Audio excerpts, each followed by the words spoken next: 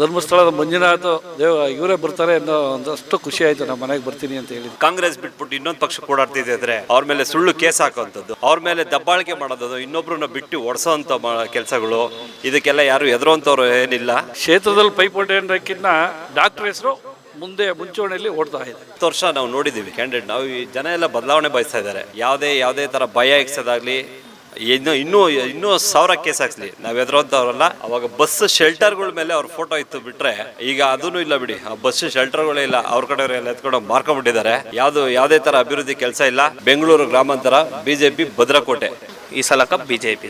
ಯಾರೋ ಕಾಣದಕ್ಕೆ ಇಲ್ಲಿ ಕುತ್ಕೊಂಡು ಜನರಿಗೆ ಎದುರಿಸ್ಕೊಂಡು ಅವೆಲ್ಲ ಮಾಡ್ತಾ ಇರೋದೆಲ್ಲ ಸುಳ್ಳು. ಪ್ರೆಸೆಂಟ್ ಯಾರು ಸರ್ಕಾರ ಇದೆ ಅವರು ಅದನ್ನ ನಡ್ಸ್ಕೊಂಡು ಮಾಡ್ತಾ ಇದ್ದಾರೆ. ಯಾಕಂದ್ರೆ ಅವ್ರಿಗೆ ಗೊತ್ತಾಗ್ಬಿಟ್ಟಿದೆ ನಾನು ಗೆಲ್ಲಲ್ಲ ಅಂತ, ಹೆಂಗೊಂದು ಗೆದ್ಬಿಡೋಣ ಇನ್ನೊಂದ್ಸಲ ಅಂತ ಹೇಳ್ಬಿಟ್ಟು ಈ ತರ ಗುಂಡಾವರ್ತನೆಗಳೆಲ್ಲ ಮಾಡ್ಕೊಂಡ್ ಬರ್ತಾರೆ. ಬೆಂಗಳೂರು ಗ್ರಾಮಾಂತರ ಲೋಕಸಭಾ ಕ್ಷೇತ್ರದ ಬಿಜೆಪಿ ಅಭ್ಯರ್ಥಿಯಾಗಿರುವ ಡಾಕ್ಟರ್ CN ಮಂಜುನಾಥ್ ಅವರು ಮಿಂಚಿನ ಮತ ಪ್ರಚಾರವನ್ನ ಮಾಡ್ತಾ ಇದ್ದಾರೆ.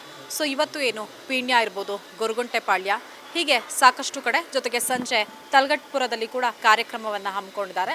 ಆ ಮೂಲಕ ಮತದಾರರಿಗೆ ಮತ ಹಾಕುವಂತೆ ವಿನಂತಿಯನ್ನು ಮಾಡ್ಕೊಳ್ತಾ ಇದ್ದಾರೆ. ಪ್ರಮುಖವಾಗಿ ಇವತ್ತೇ ಏನಪ್ಪ ಅಂದರೆ, ಅದರಲ್ಲೂ ಈ ಒಂದು ಬಿಜೆಪಿಯ ಲೀಡರ್ಸ್ ಏನಿರ್ತಾರೆ, ಜೊತೆಗೆ JDSನ ಲೀಡರ್ಸ್ ಏನಿರ್ತಾರೆ, ಮುಖಂಡರು, ಕಾರ್ಯಕರ್ತರು, ಅವರೆಲ್ಲರನ್ನೂ ಕೂಡ ಭೇಟಿ ಆಗ್ತಾ ಇದ್ದಾರೆ. ಸೊ ಇವತ್ತು ಏನು ಬೆಳಗ್ಗೆ ಈ ಒಂದು ಪೀಣ್ಯದಲ್ಲಿ ಕಾರ್ಯಕ್ರಮ ಶುರುವಾಗುತ್ತೆ. ಆ ಸಂದರ್ಭದಲ್ಲಿ ಬಿಜೆಪಿಯ ಲೀಡರ್ ಆಗಿರುವಂತಹ ಪೀಣ್ಯ HMT ವಾರ್ಡ್ನ ರಂಗಣ್ಣ ಎನ್ನುವರ ಮನೆಯಲ್ಲಿ ಉಪಹಾರವನ್ನು ಕೂಡ ಸೇವಿಸ್ತಾರೆ. ಜೊತೆಗೆ ನನ್ನ ಜೊತೆ ಈಗ ರಂಗಣ್ಣ ಅವರೇ ಇದ್ದಾರೆ. ಸೊ ಅವರನ್ನು ಮಾತಾಡಿಸ್ತಾ ಹೋಗ್ತೀನಿ. ಸರ್, ಫಸ್ಟ್ ಕೇಳಿದಾಗ ನಿಮಗೆ ಎಷ್ಟು ಖುಷಿ ಆಯಿತು? ಇಲ್ಲ, ಅವ್ರು ಬರ್ತಾರೆ ಅಂದರೆ ನಮಗೊಂಥರ ಧರ್ಮಸ್ಥಳದ ಮಂಜುನಾಥ ಇವರೇ ಬರ್ತಾರೆ ಅನ್ನೋ ಒಂದಷ್ಟು ಖುಷಿ ಆಯಿತು. ನಮ್ಮ ಮನೆಗೆ ಬರ್ತೀನಿ ಅಂತ ಹೇಳಿದಕ್ಕೆ. ಓಕೆ, ನಿಮಗೆ ಯಾವಾಗ ಗೊತ್ತಾಯಿತು? ನಿನ್ನೆ ಗೊತ್ತಾಯ್ತಾ? ಯಾವಾಗ? ಅಲ್ಲ, ನಿನ್ನೆ ರಾತ್ರಿನೇ ಹೇಳಿದರು ನಮ್ಮ MLA ಸಾಹೇಬರು, ಮುನಿರತ್ನ ಅವರು, ನಿಮ್ಮ ಮನೆಗೆ ನಾಷ್ಟಕ್ಕೆ ಕರ್ಕೊಂಬರ್ತಾ ಇದ್ದೀನಿ ಅಂತ. ಹಿಂಗೆ ಊರಲ್ಲಿ ಆಂಜನೇಯ ದೇವಸ್ಥಾನ ಪೂಜೆ ಮಾಡಿಸಿ ಆಮೇಲೆ ಪ್ರಮುಖರ ಮನೆಗಳಿಗೆ ಭೇಟಿ ಕೊಡೋಣ ಅಂತ ಹೇಳ್ಬಿಟ್ಟು ಹೇಳಿದರು.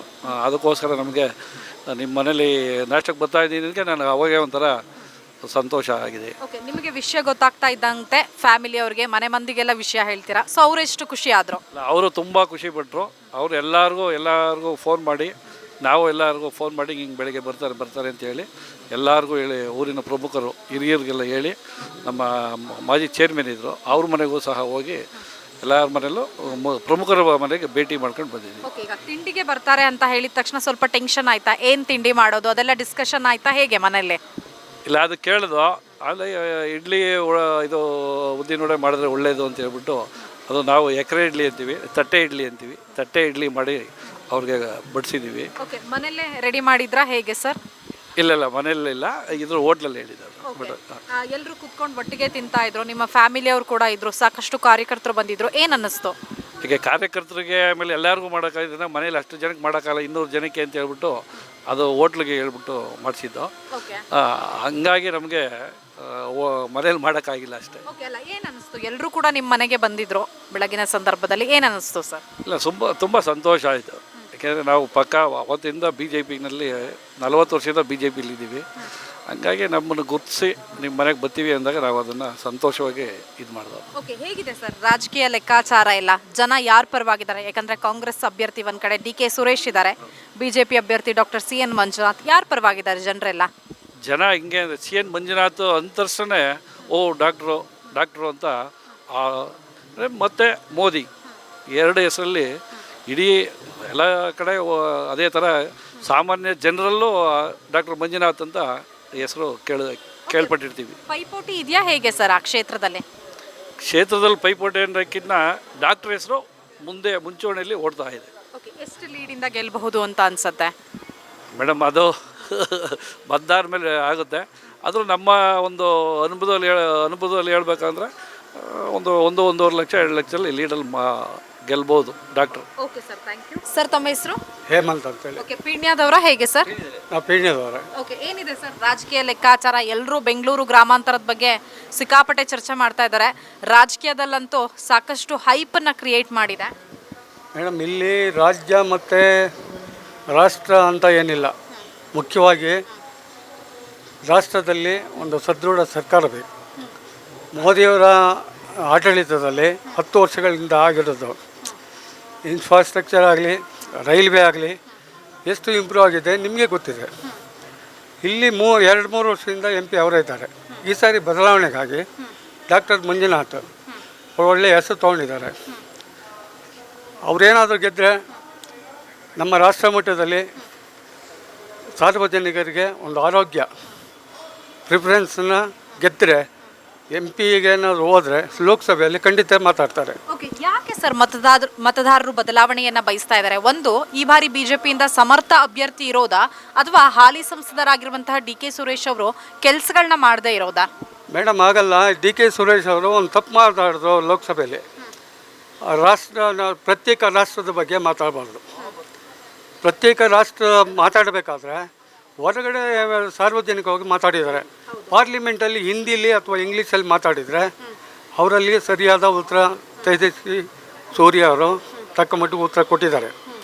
ಅಲ್ಲಿ ಅವರು ಏನೂ ಮಾತಾಡಲಿಲ್ಲ, ಯಾಕಂದರೆ ಅವರು ತಪ್ಪಿನ ಅರಿವಾಗಿದೆ. ಇಲ್ಲಿ 99% ಮಂಜುನಾಥ್ ಅವರು ಗೆಲ್ಲಿದ್ದಾರೆ. ತಮ್ಮ ಹೆಸರು ಸರ್? ಮೇಡಮ್ ನಾಗೇಶ್ ಅಂತೇಳಿ. ಓಕೆ, ಹೇಗಿದೆ ಸರ್ ಈಗ ರಾಜಕೀಯ ಲೆಕ್ಕಾಚಾರ? ಯಾಕಂದರೆ ಆಲ್ರೆಡಿ ಟಿಕೆಟ್ ಅನೌನ್ಸ್ ಆಗಿದೆ, ಜೊತೆಗೆ ಚುನಾವಣಾ ದಿನಾಂಕ ಘೋಷಣೆ ಆಗಿದೆ. ಸೊ ಇನ್ನೇನಿದ್ರು ಮತ ಹಾಕೋದು, ಫಲಿತಾಂಶ ಬರೋದಷ್ಟೇ ಬಾಕಿ. We are full excited madam. ನಾವು 26ನೇ ತಾರೀಕು ಯಾವತ್ತು ಬರ್ತವೆ ಅಂತ ಕಾಯ್ತಾ ಇದ್ದೀವಿ. ಯಾಕೆಂತಂದರೆ ನಾವು 10 ವರ್ಷ ನಾವು ನೋಡಿದ್ದೀವಿ ಕ್ಯಾಂಡಿಡೇಟ್. ನಾವು ಈ ಜನ ಎಲ್ಲ ಬದಲಾವಣೆ ಬಯಸ್ತಾ ಇದ್ದಾರೆ. ಸೊ ಹಾಗಾಗಿ ನಾವು ಈ ಬಾರಿ ಮುನರತ್ನಣ್ಣವರು ಏನು ಇದು ಮಾಡ್ತಾ ಇದ್ದಾರಲ್ಲ, ಆ ಅಭ್ಯರ್ಥಿನೇ ನಾವು ಗೆಲ್ಲಿಸ್ಬೇಕು ಅಂತ ಅಂದ್ಬಿಟ್ಟು ಡಾಕ್ಟರ್ ಮಂಜುನಾಥ್ ಏನು BJP ಹಾಗೂ JDS ಮೈತ್ರಿ ಪಕ್ಷದ ಅಭ್ಯರ್ಥಿ ಆಗಿದ್ದಾರಲ್ಲ, ಮಂಜುನಾಥ್ ಅವ್ರನ್ನೇ ಗೆಲ್ಲಿಸ್ಬೇಕು ಅಂತ ಪಣ ತೊಟ್ಟಿದ್ದೀವಿ. ಈಗ ಜನಗಳು ಅಷ್ಟೇ ಬದಲಾವಣೆ ಬಯಸ್ತಾ ಇರೋದ್ರಿಂದ ನಾವು we are full supported for BJP. ಯಾಕೆ ಸರ್ ಇಲ್ಲಿನ ಜನರು ಬದಲಾವಣೆಯನ್ನ ಬಯಸ್ತಾ ಇದ್ದಾರೆ? ಏಕೆ ಅಂತಂದರೆ ಈ ಒಂದು ದುರಾಡಳಿತ ಏನು ನೋಡ್ತಾ ಇದ್ದೀವಲ್ಲ ನಾವು, ಒಂದು ಪಕ್ಷ ರಾಜಕೀಯ ಮಾಡಬೇಕು. ರಾಜಕೀಯ ಮಾಡೋದು ಯಾವ ಥರ ಇರಬೇಕು ಅಂದರೆ, ಇನ್ನೊಬ್ರಿಗೆ ಒಳ್ಳೇದು ಬಯಸಬೇಕು, ಒಳ್ಳೆ ಥರ ಇರಬೇಕು. ಅದು ಬಿಟ್ಬಿಟ್ಟು ಕಾಂಗ್ರೆಸ್ ಬಿಟ್ಬಿಟ್ಟು ಇನ್ನೊಂದು ಪಕ್ಷ ಕೂಡಾಡ್ತಿದ್ದೆ ಅಂದರೆ ಅವ್ರ ಮೇಲೆ ಸುಳ್ಳು ಕೇಸ್ ಹಾಕೋವಂಥದ್ದು, ಅವ್ರ ಮೇಲೆ ದಬ್ಬಾಳಿಕೆ ಮಾಡೋದು, ಇನ್ನೊಬ್ರನ್ನ ಬಿಟ್ಟು ಒಡಿಸೋವಂಥ ಕೆಲಸಗಳು, ಇದಕ್ಕೆಲ್ಲ ಯಾರು ಎದುರೋಂಥವ್ರು ಏನಿಲ್ಲ. ನಾವೆಲ್ಲ ಅಂದ್ಬಿಟ್ಟು BJP ಪಕ್ಷಕ್ಕೆ ಯಾವತ್ತಿಂದ ದುಡ್ಕೊಂಬಂದಿದ್ದೀವಿ. ಇವತ್ತು ಕೂಡ BJP ಪಕ್ಷದ ಪರವಾಗಿ ಓಡಾಡ್ತೀವಿ. ಯಾವುದೇ ಥರ ಭಯ ಇಕ್ಸೋದಾಗಲಿ, ಇನ್ನೂ 1000 ಕೇಸ್ ಹಾಕ್ಸಲಿ ನಾವು ಎದುರೋಂಥವ್ರಲ್ಲ. ನಾವು BJPಗೆ ಸಪೋರ್ಟ್ ಮಾಡ್ತೀವಿ. ಏನು ಇವತ್ತು ಡಾಕ್ಟರ್ ಮಂಜುನಾಥ್ ಅಭ್ಯರ್ಥಿ ಆಗಿದ್ದಾರೆ, ಮೈತ್ರಿ ಪಕ್ಷದ ಅಭ್ಯರ್ಥಿ ಆಗಿದ್ದಾರಲ್ಲ, ಅವ್ರನ್ನ ಗೆಲ್ಲಿಸ್ಕೊಬಂದ್ಬಿಟ್ಟು ಮುಂದಿನ ಚುನಾವಣೆ ಫಲಿತಾಂಶದೊಂದಿಗೆ ನಾವು ಆನ್ಸರ್ ಮಾಡ್ತೀವಿ. ಬೆಂಗಳೂರು ಗ್ರಾಮಾಂತರ ಲೋಕಸಭಾ ಕ್ಷೇತ್ರದಲ್ಲಿ ದ್ವೇಷದ ರಾಜಕಾರಣ ನಡೀತಾ ಇದೆಯಾ? 100% ಮೇಡಮ್. ಬೇಕಾಗಿರೋ ನಮ್ಮ ಬೇಕು ಅಂದರೆ BJP ಅವರ ಒತ್ತಾಯದಲ್ಲಿ ಅವ್ರಿಗೆ ಹೋಗೋದು, ಶಾಲೆ ಹಾಕೋದು, ನಾನು ಅಷ್ಟು ಲಕ್ಷ ಕೊಟ್ಟು ತೊಗೊಂಡಿದ್ದೀನಿ, ಇಷ್ಟು 1000 ಕೊಟ್ಟು ತೊಗೊಂಡಿದ್ದೀನಿ ಅಂತ ಸುಳ್ಳು ಆಶ್ವಾಸನೆ ಕೊಡೋದು. ಪಾಪ ಇವರು ಏನು ಲೀಡರ್ಗಳು ಇರ್ತಾರಲ್ಲ, ಅವ್ರನ್ನ ಮಿಸ್ಗೈಡ್ ಮಾಡ್ತಾ ಇರೋದು. ಅಲ್ಲೂ ಹೋಗ್ಬಾರ್ದು ಇಲ್ಲೂ ಹೋಗ್ಬಾರ್ದು ಅನ್ನೋಂಥ ಕೆಲಸ ನಡೀತಾ ಇದೆ. ಇದೆಲ್ಲ ಯಾವ ತಂತ್ರನೂ ವರ್ಕೌಟ್ ಆಗಲ್ಲ. ರಿಸಲ್ಟೇ ನಮಗೆ ಆನ್ಸರ್ ಮಾಡ್ತೀವಿ. ರಿಸಲ್ಟ್ ಸಂಸದರಾಗಿರುವಂತಹ DK ಸುರೇಶ್ ಅವರು ಕೆಲಸಗಳನ್ನ ಮಾಡಿದಾರಾ ಇಲ್ಲ? ನಮಗೆ ನಾವು ಇದೇ ಊರಲ್ಲಿ ಹುಟ್ಟಿ ಬೆಳೆದಿರೋದು 38 ವರ್ಷ. ಈಗ ನಮಗೆ 38 ವರ್ಷದಿಂದ ನೋಡ್ತಾ ಇದ್ದೀವಿ. ಅವಾಗ ಬಸ್ ಶೆಲ್ಟರ್ಗಳ ಮೇಲೆ ಅವ್ರ ಫೋಟೋ ಇತ್ತು ಬಿಟ್ಟರೆ ಈಗ ಅದೂ ಇಲ್ಲ ಬಿಡಿ. ಆ ಬಸ್ ಶೆಲ್ಟರ್ಗಳೇ ಇಲ್ಲ. ಅವ್ರ ಕಡೆಯವರೆಲ್ಲ ಎತ್ಕೊಂಡು ಮಾರ್ಕೊಂಡ್ಬಿಟ್ಟಿದ್ದಾರೆ. ಯಾವುದೇ ಥರ ಅಭಿವೃದ್ಧಿ ಕೆಲಸ ಇಲ್ಲ. ಏನೋ ಬೇಕಾಗಿರೋರು ಇವಾಗ ಜನಪ್ರತಿನಿಧಿ ಆಗಿದ್ದೀನಿ, ನಾನು ಒಬ್ಬರು ಸಂಸದ ಅಂತ ಅನ್ಸ್ಕೊಳಕ್ಕೆ ಹೋಗ ಮನೆ ಹತ್ರ ಹೋದವ್ರಿಗೆ ಏನೋ ಹೆಲ್ಪ್ ಮಾಡಿರ್ಬೋದು. ನಮ್ಮ ಏರಿಯಾಗೆ ಬಂದ್ಬಿಟ್ಟು ಯಾವುದೇ ಥರ ಕುಂದು ಕೊರತೆ ಕೇಳಿಲ್ಲ. ಯಾವುದೇ ನೀರಿನ ಸಮಸ್ಯೆ ಆಗಲಿ, ಯಾವುದೇ ಥರ ಒಂದು ಸಮಸ್ಯೆನೂ ನಮಗೆ ಬಗೆಹರಿಸ್ಕೊಟ್ಟಿಲ್ಲ ಮೇಡಮ್ ಅವರು. ಓಕೆ, ಈಗ ಕಾಂಗ್ರೆಸ್ ಹೇಳುತ್ತೆ ಬೆಂಗಳೂರು ಗ್ರಾಮಾಂತರ ಅನ್ನೋದು ಕಾಂಗ್ರೆಸ್ನ ಭದ್ರಕೋಟೆ ಅಂತ. ನಾವು ಹೇಳ್ತಾ ಇದ್ದೀವಲ್ಲ, BJP ಅನ್ನೋದು ಈಗ ನಮ್ಮ BJP ಭದ್ರಕೋಟೆ, ಬೆಂಗಳೂರು ಗ್ರಾಮಾಂತರ BJP ಭದ್ರಕೋಟೆ. ಇನ್ಮೇಲೆ ಅದನ್ನು ಯಾರನ್ನು ನಿರ್ಣಾಮ ಮಾಡೋಕ್ಕಾಗಲಿ, ಅದನ್ನು ಒಡೆಯೋ ಸಾಹಸಕ್ಕೂ ಕೈ ಹಾಕೋದು ಬೇಡ ಅಂತ ಹೇಳ್ತಾ ಇದ್ದೀವಿ. ಎಷ್ಟು ಮತಗಳ ಅಂತರದಿಂದ ಗೆಲ್ಲಬಹುದು ಅಂತ ಅನ್ಸುತ್ತೆ ಸರ್? ಅವರು ಎಷ್ಟು ಮತ ತೊಗೊಂತಾರೋ ಅದಕ್ಕಿಂತ 1.5-2 ಲಕ್ಷ ಓಟು ಜಾಸ್ತಿನೇ ತೊಗೊಳ್ತೀವಿ ಮೇಡಮ್ BJP. ಪೀಣ್ಯ ಮತ್ತೆ ಗೊರಗುಂಟೆಪಾಳ್ಯದಲ್ಲೆಲ್ಲ ಏನಿದೆ ಜನರ ಲೆಕ್ಕಾಚಾರ? ಮತದಾರರು ಏನು ಹೇಳ್ತಿದ್ದಾರೆ? ಡಾಕ್ಟರ್ ಮಂಜುನಾಥ್ ಅನ್ನೋ ಹೆಸರು ಬಿಟ್ಟರೆ ಬೇರೆಯವ್ರ ಹೆಸರು ಯಾರ ಹೆಸರು ಬರ್ತಾ ಇಲ್ಲ. ಸರ್ ತಮ್ಮ ಹೆಸರು? ನಮ್ಮ ಹೆಸರು ಕೀರ್ತಿ ಅಂತ ಮೇಡಮ್. ಇಲ್ಲಿಯವರ ಹೇಗೆ ಸರ್? ಹೌದು, ಇಲ್ಲಿಯವರು. ಗೊರಗುಂಟೆಪಾಳ್ಯದಲ್ಲೆಲ್ಲ ಹೇಗಿದೆ ಸರ್ ರಾಜಕೀಯ ಲೆಕ್ಕಾಚಾರ? ಇಲ್ಲಿ ಚುನಾವಣೆ ಚೆನ್ನಾಗಿ ನಡೀತಿದೆ. ಒಟ್ಟಿನಲ್ಲಿ ಫಲಿತಾಂಶ ಮಾತ್ರ ಕಾಂಗ್ರೆಸ್ಗಿಂತ ಡಬಲೇ ಬರುತ್ತೆ ಮೇಡಮ್. ಯಾಕೆ ಕಾಂಗ್ರೆಸ್ಗಿಂತ BJPಗೆ ಹೆಚ್ಚು ಸೀಟ್ ಬರುತ್ತೆ ಅನ್ಸುತ್ತೆ? ಮೇಡಮ್, ನಾವು ಮೊದಲಿಂದನೂ BJPಗೆ ಸಪೋರ್ಟ್ ಮಾಡ್ಕೊಂಡು ಬಂದಿರೋದು. ಹಾಗಾಗಿ ಈಗಲೂ ಸಹ ಡಾಕ್ಟರ್ CN ಮಂಜುನಾಥ್ ಅವ್ರಿಗೆ ಸಪೋರ್ಟ್ ಮಾಡ್ತೀವಿ. ನಮ್ಮ ಕ್ಷೇತ್ರದಲ್ಲಿ ಅದು MLA ಸಾಹೇಬರು ಮಾತ್ರ ಸಿಕ್ಕಾಪಟ್ಟೆ ನಮಗೆ ಒಳ್ಳೆ ಅಭಿವೃದ್ಧಿ ಮಾಡಿಕೊಟ್ಟಿದ್ದಾರೆ. ಹಾಗೆ ಡಾಕ್ಟರ್ CN ಮಂಜುನಾಥ್ ಅವರು ಇದೇ ರೀತಿಯಾಗಿ ಒಳ್ಳೆ ಅಭಿವೃದ್ಧಿ ಮಾಡಿಕೊಡ್ತಾರೆ ಅಂತ ನಮಗೆ ನಂಬಿಕೆ ಇದೆ, ಭರವಸೆ ಇದೆ. ಹಾಗಾಗಿ CN ಮಂಜುನಾಥ್ ಅವರೇ ಗೆಲ್ಲಬೇಕು ಅಂತ ಅನ್ಕೊಂಡಿದ್ದೀವಿ. DK ಸುರೇಶ್ ಅವರು ಕೂಡ ಪ್ರಬಲವಾಗಿರುವಂತಹ ಪ್ರತಿಸ್ಪರ್ಧಿ. ಇಬ್ಬರ ಮಧ್ಯ ಕಾಂಪಿಟೇಷನ್ ಇರುತ್ತಾ? ಸಿಕ್ಕಾಪಟ್ಟೆ ಕಾಂಪಿಟೇಷನ್ ಇದೆ ಮೇಡಮ್ ಈ ಸಲ. ಫೈನಲಿ ವಿನ್ ಆಗೋದು ಯಾರು sir? Doctor C N Manjunath ಅವರೇ. ಈ ಸಲ ಕಪ್ ಎಷ್ಟು ಮತಗಳ ಬಿಜೆಪಿ ಇದೆ. ಈ ಸಲ ಕಪ್ ಬಿಜೆಪಿ ಇದೆ. ಎಷ್ಟು ಮತಗಳ ಅಂತರದಿಂದ ಗೆಲ್ಲಬಹುದು ಅನ್ಸುತ್ತೆ? ಮೇಡಮ್ ಅದೇ ಹೇಳ್ತಾ ಇದೀವಲ್ಲ, ಇವ್ರೇನು ರಿಸಲ್ಟ್ ತಗೋತಾರೆ ಅದಕ್ಕಿಂತ 1.5 2 ಲಕ್ಷ ಲೀಡಿಂಗ್ ತಗೊಂಡೇ ತಗೋತಾರೆ ಮೇಡಮ್. ಓಕೆ, ಈಗ ಕಾಂಗ್ರೆಸ್ ಒಂದು ಲೆಕ್ಕಾಚಾರದಲ್ಲಿದೆ, ಯಾಕಂದ್ರೆ ವಿಧಾನಸಭಾ ಚುನಾವಣೆಯಲ್ಲಿ ಕಾಂಗ್ರೆಸ್ಗೆ ಹೆಚ್ಚಿನ ಸೀಟ್ ಬರುತ್ತೆ. ಸೊ ಜೊತೆಗೆ ನಾವೇನು ಆಶ್ವಾಸನೆ ಕೊಟ್ಟಿದ್ವಿ ಗ್ಯಾರಂಟಿಗಳನ್ನು, ಅವುಗಳನ್ನು ಅನುಷ್ಠಾನಕ್ಕೂ ಕೂಡ ತಂದಿದ್ದೀವಿ. ಹಾಗಾಗಿ ಈ ಬಾರಿ ಕೂಡ ಲೋಕಸಭಾ ಚುನಾವಣೆಯಲ್ಲಿ ಕರ್ನಾಟಕದ ಜನರು ತಮ್ಮ ಕೈ ಹಿಡಿತಾರೆ ಅನ್ನುವಂತಹ ಲೆಕ್ಕಾಚಾರದಲ್ಲಿ ಕಾಂಗ್ರೆಸ್ನ ನಾಯಕರು ಇದ್ದಾರೆ. ಮೇಡಮ್ ಏನೇ ಇದ್ದರೂ ಯಾವುದೇ ರೀತಿಯ ಅವರು ಏನು ಗ್ಯಾರಂಟಿ ಕೊಟ್ಟಿದ್ದಾರೆ ಅದು ಸ್ವಲ್ಪ ಜನಕ್ಕೆ ತಲುಪ್ತಿದೆ ಹೊರತು ಬೇರೆ ಯಾರಿಗೂ ತಲುಪ್ತಿಲ್ಲ. ಹಾಗಾಗಿ ಇದು ಕೊಡಬೇಕು, ಉಚಿತ. ಯಾರು ಕೊಡಬೇಕೋ ಅಂಥವ್ರಿಗೆ ಕೊಡಬೇಕು, ಯಾರು ತಲುಪಬೇಕೋ ಅಂಥವ್ರಿಗೆ ತಲುಪಿದ್ರೆ ಅದು ಪರವಾಗಿಲ್ಲ. ಪ್ರತಿಯೊಬ್ಬರಿಗೂ ಉಚಿತ ಉಚಿತ ಅಂತ ಹೋದರೆ ನಮ್ಮಂಥವ್ರು ಎಲ್ಲಿ ಹೋಗಬೇಕು? Okay sir, thank you sir. ತಮ್ಮ ಹೆಸರು? ಮಂಜುನಾಥ್ ಅಂತೇಳಿ. ಓಕೆ, ಹೇಗಿದೆ ಸರ್ ಎಲ್ಲ ರಾಜಕೀಯ ಲೆಕ್ಕಾಚಾರ? ಯಾರು ಪರವಾಗಿದ್ದಾರೆ ಜನರು? ರಾಜಕೀಯದ ಲೆಕ್ಕಾಚಾರ ಅಂತಂದರೆ ಈಗ ಜನರು ಯಾರು ಒಳ್ಳೇದು ಮಾಡ್ತಾರೆ, ಯಾರು ಇವಾಗ ನಿರಾಶ್ರಿತರಿಗೆ ಬಡವರಿಗೆ ಏನು ಮೂಲಭೂತ ಸೌಕರ್ಯಗಳನ್ನ ಒದಗಿಸ್ತಾರೆ ಅಂಥವ್ರು ಪರವಾಗಿದ್ದಾರೆ. ಈಗ 2 ಬಾರಿ MP ಆಗಿರ್ತಕ್ಕಂಥ ಸುರೇಶ್ ಅವರಾಗಲಿ ಡಿ ಕೆ ಶಿವಕುಮಾರ್ ಅವರಾಗಲಿ ಯಾವುದೇ ಕಾರಣಕ್ಕೂ ಜನಸಾಮಾನ್ಯ ಸೆಂಟ್ರಲ್ ಬಂದು ಏನೂ ಕೆಲಸ ಮಾಡಿಕೊಟ್ಟಿಲ್ಲ. ಇವತ್ತು ಬೆಂಗಳೂರು ಗ್ರಾಮಾಂತರದಲ್ಲಿ ಅಭ್ಯರ್ಥಿಯಾಗಿ ಡಾಕ್ಟರ್ ಸಿ ಎನ್ ಮಂಜುನಾಥ್ ಅವರು ಮೈತ್ರಿ ಪಕ್ಷದಿಂದ ಏನು BJP ಪಕ್ಷದಿಂದ JDS ಮೈತ್ರಿ ಪಕ್ಷದಿಂದ ಬಂದಿದ್ದಾರೆ. ಅಮಿತ್ ಶಾ ಅವರು ಮತ್ತು ಮೋದಿಯವರು ಭಾಳ ಅದ್ಭುತವಾದಂಥ ಕ್ಯಾಂಡಿಡೇಟ್ನ ಸೆಲೆಕ್ಟ್ ಮಾಡಿ ಇಲ್ಲಿ ಬಿಟ್ಟಿದ್ದಾರೆ ಬೆಂಗಳೂರು ಗ್ರಾಮಾಂತರದಲ್ಲಿ. ಯಾತಕ್ಕೋಸ್ಕರ ಇಲ್ಲಿ ಬಿಟ್ಟಿದ್ದಾರೆ ಅಂದರೆ ಇಲ್ಲಿ ಇರ್ತಕ್ಕಂಥ ಬೆಂಗಳೂರು ಗ್ರಾಮಾಂತರದಲ್ಲಿ ಇರ್ತಕ್ಕಂಥ ಅತಿ ತೀರ ಬಡವರು, ನಿರಾಶ್ರಿತರು ಮತ್ತು ಉದ್ಯೋಗ ಇಲ್ದಿರ್ತಕ್ಕಂಥವ್ರು, ಇಂಥವರಿಗೆ ಮೂಲಭೂತ ಸೌಕರ್ಯ ಸಿಗಲಿ ಅಂತೇಳಿ ಅಂಥ ಒಬ್ಬ ಹೃದಯವಂತ ಕ್ಯಾಂಡಿಡೇಟ್ನ ಇಲ್ಲಿ ಹಾಕಿದ್ದಾರೆ. 100ಕ್ಕೆ 100% ಆಲ್ರೆಡಿ ಅವ್ರು ಗೆದ್ದಿದ್ದಾರೆ. ನಮ್ಮ ಪ್ರಕಾರ, ಸಮೀಕ್ಷೆ ಪ್ರಕಾರ, ನಮ್ಮ ಜನರ ಪ್ರಕಾರ ಕೇಳೋದಾದರೆ ಅವ್ರು ಆಲ್ರೆಡಿ ಗೆದ್ದಿದ್ದಾರೆ. ಖಂಡಿತವಾಗಿ ಗೆದ್ದು ಮುಂದೆ ಬಂದೇ ಬರ್ತಾರೆ. ಬಡವರ ಪರವಾಗಿ ನಿಂತ್ಕೊಂಡ್ರು ಬಡವರ ಸೆಂಟ್ರಲ್ಲಿ ಕೆಲಸ ಮಾಡೇ ಮಾಡ್ತಾರೆ. ಯಾತಕ್ಕೋಸ್ಕರ ಮಾಡ್ತಾರೆ ಅಂತಂದರೆ ಆಲ್ರೆಡಿ ಅವರು ಒಂದು ಸೇವೆನ ಮಾಡಿ ಈಗ ರಾಜಕೀಯಕ್ಕೆ ಬಂದಿರೋಂಥ ವ್ಯಕ್ತಿ. ಈ ರಾಜಕೀಯಕ್ಕೆ ಬರೋ ಉದ್ದೇಶ ಇರಲಿಲ್ಲ ಅವ್ರಿಗೆ. ಯಾಕೆ ಬಂದಿದ್ದಾರೆ ಅಂತಂದರೆ ವೈದ್ಯಕೀಯವಾಗಿ ಮಾಡಿರ್ತಕ್ಕಂಥ ಸೇವೆನ ಬಿಟ್ಟು ಇನ್ನೂ ಬಡವರು ಇರೋವಂಥವ್ರಿಗೆ ಇನ್ನೂ ನನ್ನ ಸೇವೆ ಮಾಡಬೇಕು ಅಂತೇಳಿ ಇಂಥ ಒಂದು ಸಂಸ್ಥೆಯಲ್ಲಿ ಕೆಲಸ ಮಾಡಿ ಮತ್ತೆ ಅವರು ರಾಜಕೀಯಕ್ಕೆ ಬಂದಿರೋದು ಅದ್ಭುತವಾದ ವಿಷಯ. ಆಮೇಲೆ ಖಂಡಿತವಾಗಿ ಅವರು ಇಲ್ಲಿರ್ತಕ್ಕಂಥ ಬೆಂಗಳೂರು ಗ್ರಾಮಾಂತರದಲ್ಲಿ ಏನು 75 ಲಕ್ಷ ಜನ ವೋಟರ್ಸ್ ಇದ್ದಾರೆ, ಅವರೆಲ್ಲರನ್ನೂ ಮನಸ್ಸು ಗೆದ್ದು ಓಟು ತಗೊಂಡು ಮತ್ತೆ ಅವರು MP ಆಗಿ ನಿಂತ್ಕೊಂಡು ಇನ್ನು ಸತತ ಬಾರಿ ಅವ್ರು ಇನ್ನೂ ಕಂಟಿನ್ಯೂ ಆಗಿ ಹೋಗ್ತಾರೆ ಅನ್ನೋದು ನಮ್ಮೆಲ್ಲರ ಅನಿಸಿಕೆ, ನಮ್ಮ ಅಭಿಪ್ರಾಯ. ಎಷ್ಟು ಮತಗಳ ಅಂತರದಿಂದ ಗೆಲ್ಲಬಹುದು ಅಂತ ಅನ್ಸುತ್ತೆ?